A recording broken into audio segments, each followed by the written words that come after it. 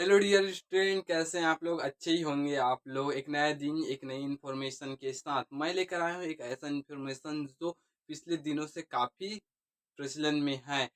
क्या होगा, कैसे होगा सर? तो 11वीं और 12वीं का सिलेबस ब्लूप्रिंट बदल गया है। सीजीबीएसई के वेबसाइट में क्या हो चुका है, अपलोड हो चुका है। तो क्या क्या चेंज हुआ, क्या क्या नए अध्याय आए हैं, क्या हटाए गए, कौन से टॉपिक जोड़े गए, आइए जानते हैं इस वीडियो में। फर्स्ट तो है कि पहले देखेंगे 12वीं क्लास का देखेंगे पहले। इस वीडियो में केवल और ओनली 12th क्लास का देखेंगे, क्या कौन से चैप्टर से कितना बल रहा है और कौन से चैप्टर से कितना बल रहा है। तो आइए जानते हैं इस वीडियो। फर्स्ट देखेंगे 12वीं क्लास का बायोलॉजी का देखेंगे। बायोलॉजी में क्या परिवर्तन हुआ है और क्या क्या अपडेट आए हैं उसमें, और उनका ब्लूप्रिंट कैसे चेंज हुआ, कितने नंबर से कौन सा सब्जेक्ट, वो ब्लूप्रिंट का एनालिसिस बाद में करें। पहले क्या क्या इंफॉर्मेशन है, क्या क्या टॉपिक बल रहे हैं, इस पर ध्यान देते हैं।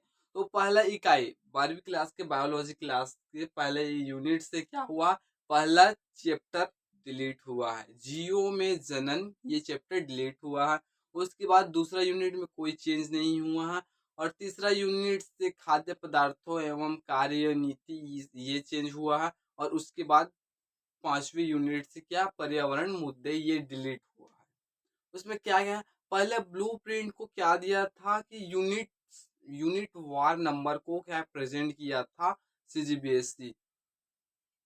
लेकिन अब बायोलॉजी के चैप्टर वाइज क्या कर दिया है, ब्लूप्रिंट लॉन्च कर दिया कि इस चैप्टर से इतने नंबर आएगा, इस चैप्टर से इतने नंबर आएगा। ऐसे पहले बायोलॉजी में ऐसा नहीं था। रसायन, कक्षा 12वीं के रसायन, क्या क्या चेंज हुआ है सर?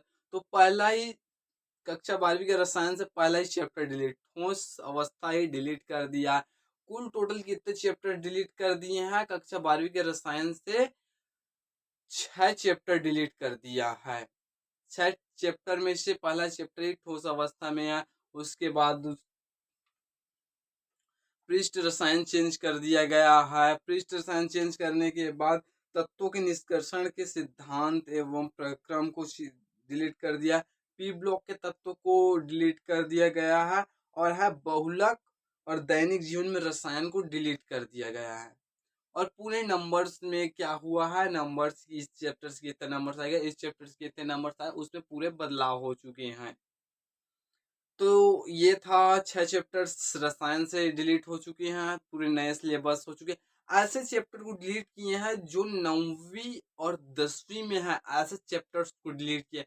अर्थात हमको ये समझ आना चाहिए कि 9वीं और 10वीं में जो सिलेबस बनेगा, तो वो यहाँ से डिलीट हुए चैप्टर्स वहाँ शिफ्ट होंगे 9वीं और 10वीं में। और जो पहले से हैं वो यहाँ था 11वीं और 12वीं। तो ये मोस्ट IMP बात अपने ध्यान में रखना है कि यहाँ जो चैप्टर्स कटे हैं वो 9वीं और 10वीं में जाएगा, वहाँ से ये चैप्टर डिलीट नहीं होंगे।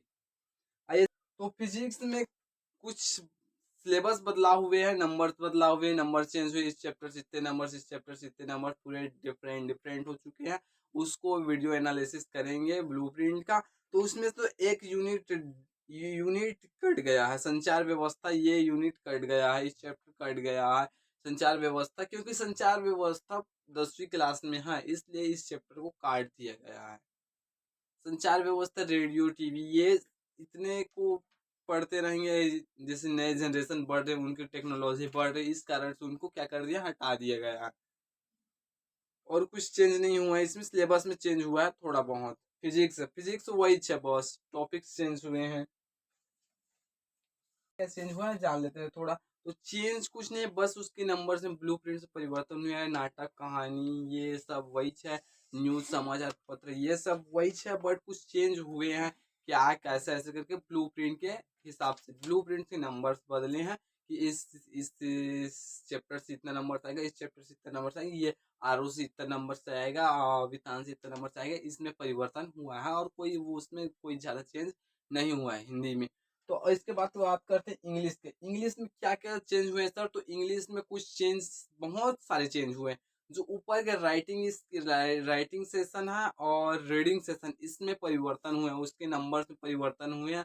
और राइटिंग सेशन में बहुत तरीके से चेंज हुआ है। हार्ड तरीके से। उसके बाद और बहुत सारे चीज़ों में चेंज हुआ है जिसको हम लोग ब्लूप्रिंट एनालिसिस में बात करेंगे। अभी के लिए इतना ही। अब क्या करें सर, ये चेंज हुआ है तो अब क्या करें? बहुत सारे बच्चे जिनका बहुत पहले से जो पढ़ाई करने लगे, जिसका आधा सिलेबस हो गया, जितना 2-3-4 चैप्टर हो गए हैं, तो उन वो लोग क्या करें सर अब? तो वो लोग सिर्फ़ ये करें कि उनका ज़्यादा कुछ चेंज नहीं हुआ है, कोई भारी भरकम चेंज नहीं हुआ है, कुछ टॉपिक्स चेंज हुआ है। उन टॉपिक को आप अपने मिला लेना, क्या-क्या छूटा है, क्या-क्या नहीं करना था, उसको काट लेना। बस यही है। और ये पूरे सिलेबस नए एनसीईआरटी के बेस्ड में है, तो पूरे सिलेबस को अब हम नए स्टूडेंट को रिकमेंड करेंगे कि आप केवल एनसीईआरटी, न्यू एनसीईआरटी ही क्या करें, रेफर करें। और पुराने स्टूडेंट्स को भी बोलेंगे आप नए एनसीईआरटी ही रेफर करें, कि नए एनसीईआरटी क्योंकि पूरे लिए गए सिलेबस को, नए ब्लूप्रिंट्स पूरे बदलने हैं। ब्लूप्रिंट्स में क्या था पहले की बोला गया था कि 15 नंबर्स का ऑब्जेक्टिव्स होंगे ऐसे कर, तो 15 नंबर 10 नंबर ऑब्जेक्टिव्स होंगे बहुविकल्पी, और 5 नंबर्स का होगा वन वर्ड आंसर वाला होगा। ये हुआ है चेंज। और इसका प्रतिशत क्या रहेगा सर, कितना कठिन पेपर्स आएंगे, एग्जाम्स होंगे, कितना एवरेज रहेगा, कितना सरल रहेगा?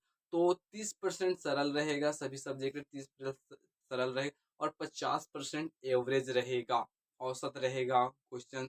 और उसके बाद 20% जो हार्ड होगा, कठिन होगा, जिसको थोड़ा अचीव करने में थोड़ा कठिनाइज आएंगे। तो उसके लिए क्या करें, अच्छे तरीके तरीके से पढ़ना पड़ेगा। अब प्रकाशन के मैं बोलना चाहूँगा कि पर्सनल एडवाइस रहेगा कि आप प्रकाशन के, प्राइवेट प्रकाशन के बुक्स को रिकमेंड ना करके केवल केवल एनसीईआरटी पर ध्यान दें, क्योंकि पूरे न्यू एनसीईआरटी बेस्ड ही है इस बार के। एससीईआरटी जो बनाया पूरे एनसीईआरटी को क्या कर दिया, कॉपी किया है, इसमें जोड़ दिया गया है। और इंफॉर्मेशन आएगा 9वीं और 10वीं का, तो हम उसमें बात करेंगे। धन्यवाद, आज के लिए इतना ही। आप लोगों को ये नॉलेज अच्छा लगा होगा। आप हमारे चैनल को सब्सक्राइब कर सकते हैं और हमें फॉलो करते रहिए इस प्रकार के इंफॉर्मेशन के लिए।